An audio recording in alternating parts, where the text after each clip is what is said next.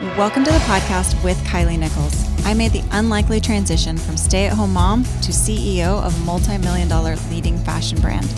At Nickel and Suede, we empower the everyday woman to step into her story more boldly, one life-changing accessory at a time. The goal of this podcast is to inspire you through both my story and the stories of other powerhouse women to take that first step towards living the best version of your life. So grab a notebook, grab a pen, and get ready to get started with Kilee Nickels. Hey everybody, happy Friday. I'm excited to be back today with another episode of With Kilee Nickels. So glad you're tuning in. I don't know about you, but Christmas coming has been, this is like my favorite year, the Christmas approaching, the Christmas season. I feel more ready for it than ever this year. And I'm usually somebody who decorates for Christmas a little bit later. I'm not like getting things out in October or even the very first of November. I would really only do it for like if I needed to do a campaign for the blog or something where you have to shoot ahead.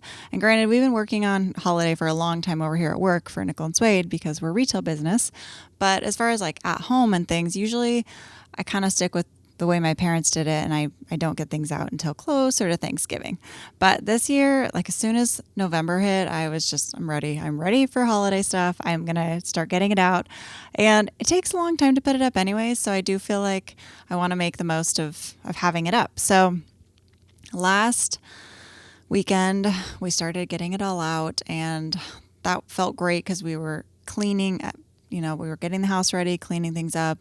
I had Soren pull down all the totes from the attic. He was super proud of himself because he had it so organized. And he last year bought me a bunch of red and green totes, like the plastic Rubbermaid ones. And so everything looks like, ooh, this is Christmas, you can tell. So he pulled it all out and was actually pretty good spirits about having to unload the attic. So we started doing a little bit of decorations, and then of course the weekend was over and everything has just kind of sat for the week till Saturday comes and I'm gonna just go all out again. But there's a point to this story. I last night I was like, okay, maybe I'll dig in a little bit more. I want to get some things out. So I pulled out our Christmas garland that's pre-lit, and it goes above my shelves and my cupboards in my kitchen, and it's so pretty. My mom always had it. I love it. Like makes the kitchen glow. And so I was pulling out all my garland, and it's nice garland. I went to Home Depot and I got the nice stuff for a few years in a row, and I started plugging them all in, and not a single one of them would turn on. Like I'm plugging them into like 7 different outlets. Like maybe our outlets are bad. What's going on? Why do none of them work? They're not all old. They're not like, I think I replaced one last year. So it's not like they had a age or why would they all be dead? And I was just mad because I don't know if I've talked about this on podcasts before. My parents make things last for like 100 years. So I'm sure my mom has never replaced her garland and it still works perfectly. And here I am like 2.5 years in, all of them are dead. So it was just really frustrating. And so I was like trying to figure out why this happened and Googled it. And I had the thought maybe it was because of the heat in the attic, because we had stored some candles up there as well. And those had totally melted, disfigured. And when I looked on Google, it did say that if you store Christmas lights in the attic and Christmas trees, that the heat, if you don't have a fan going well enough, the heat can melt the wiring and melt something and really like fry the lights. So as I was thinking about that this week and complaining about it to a few different people, I was thinking about how that actually applies to life right now. I got all these decorations out and they didn't work. And the lights on them were just fried. Like the heat of the year, the heat of the summer, all the things that had happened this year in the attic had just killed the lights. And I was thinking about that, and consecutively, our holiday collection launched this week at Nickel and Suede, and our theme for this holiday season is called Keep on Shining. And I was like, how ironic, none of my lights are working, and yet here we are talking about Keep on Shining. But I felt like that the Christmas lights are such a good example, metaphor for maybe how some of us are feeling right now in the year. maybe we feel kind of fried, like the heat of the summer, pandemic, all the things happening. Maybe for some people, it's harder to catch the holiday spirit this year, and it's harder to feel like shining and like there's lights, and that there are definitely reasons and ways that all of us can feel like that Christmas light garland. Just totally fried, not going to work, not turning on. But I did set up one of my Christmas trees this last weekend. I have a few. I set up one of the small ones, and I remembered that those lights worked and they turned on. And I think that tree was stored differently, but it wasn't just the heat didn't fry all the lights. It got the garland, but it didn't get the tree.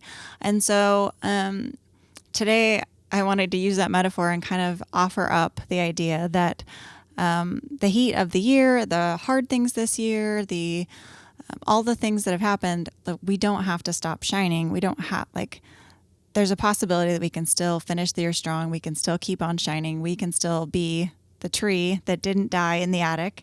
And that keeping on shining is really important right now. Our sign in our Dallas store, we have a neon sign, and we just put it up for the grand opening. It's a neon sign, and it has all these really beautiful flowers around it. And we chose the phrase, keep on shining. We have a neon sign with florals at our Plaza store here in Kansas City, and that one says confidence is beautiful. And so as we were trying to think of what phrases and what words we wanted to be absorbed kind of by the shoppers and to have in the atmosphere, keep on shining was our holiday theme, and choose to shine felt like another great, just powerful, encouraging phrase. And so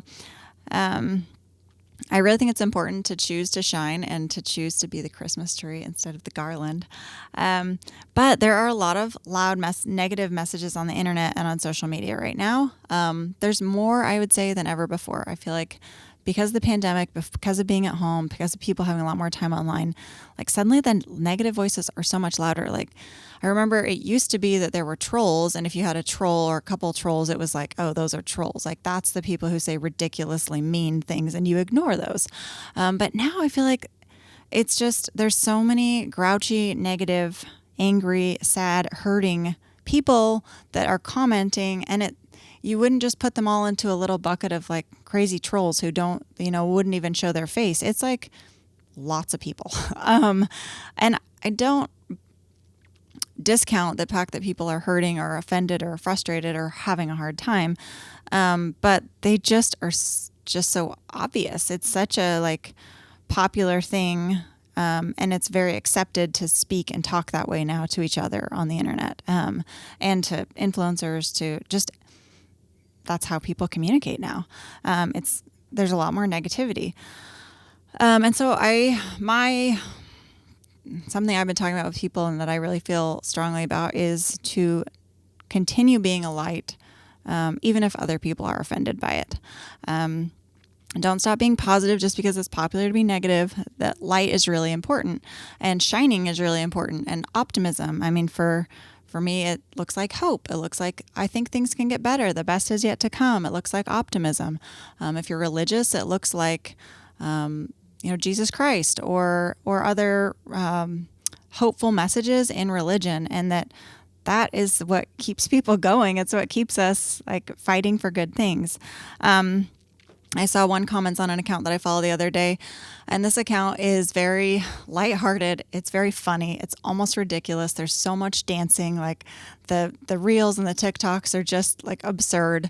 But it's just funny. You're I can't believe that she would be willing to do that or talk about that. And it's so lighthearted. And she said she was getting negative comments and messages from people saying I can't believe you'd be dancing at a time like this, or I can't believe you'd be posting stuff like this. It's just so tone deaf or ignoring the negative and stuff. And I felt had a perfect response, because her response is something I really agree with, which is you can have, there can be negative things, there can be hard things, there can be frustration things, but you can also hold the good too.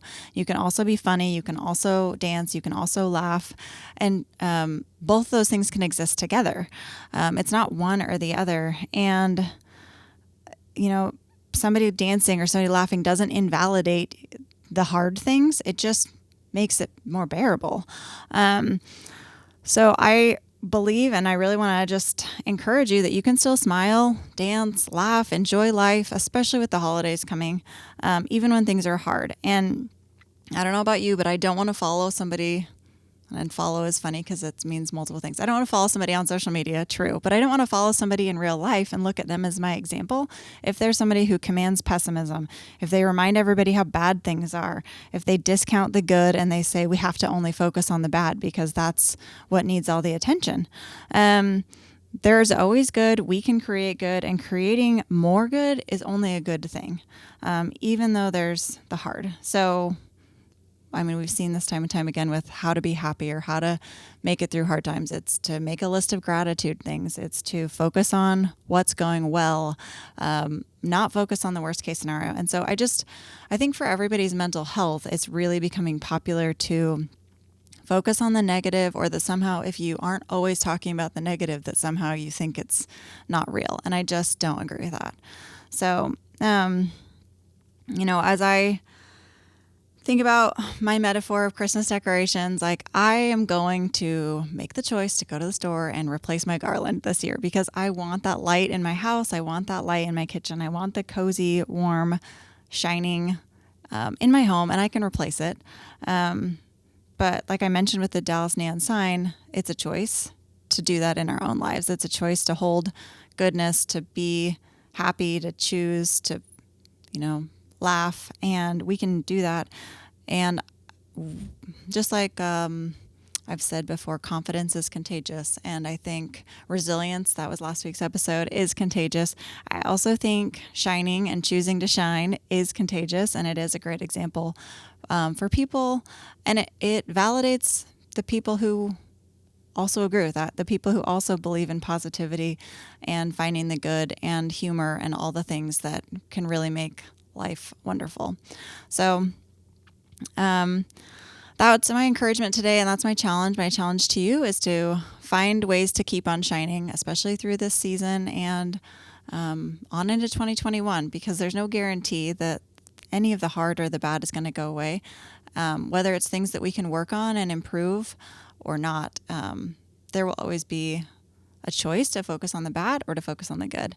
And I would encourage you to keep shining and to be resilient and get back up, put the garland back up, and choose to shine this season. So I don't think it's not super easy. It's not a super obvious. It's not the default, but I'm confident that as we practice positivity and we practice optimism, that we can do it. So thanks so much. I hope you can find some goodness in your week and share that light and positivity with others. So I'll see you next time, and have a great week. Thanks for listening today to With Kilee Nickels. I hope that today you felt empowered to take one more step towards living the best version of you. Tune in next week for another episode, and in the meantime, you can find us elsewhere on the internet. You can find me on Instagram at Kilee Nickels and at Nickel and Suede. You can also find us at nickelandswade.com. Thanks so much, and I'll see you next time.